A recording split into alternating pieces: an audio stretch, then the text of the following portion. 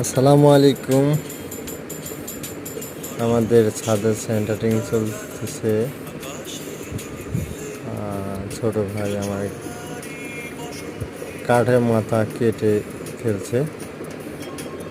আপনারা দেখবেন আগামী 10 থেকে 12 দিনের মধ্যে আমরা ছাদটা ঢালাই করব।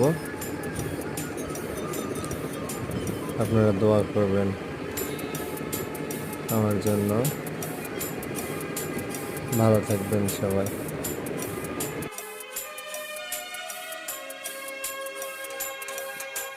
হৃদয় যে আছে তোমার যন্ত্রণারই মতো কিছু সুফুরানো মধুর শেষের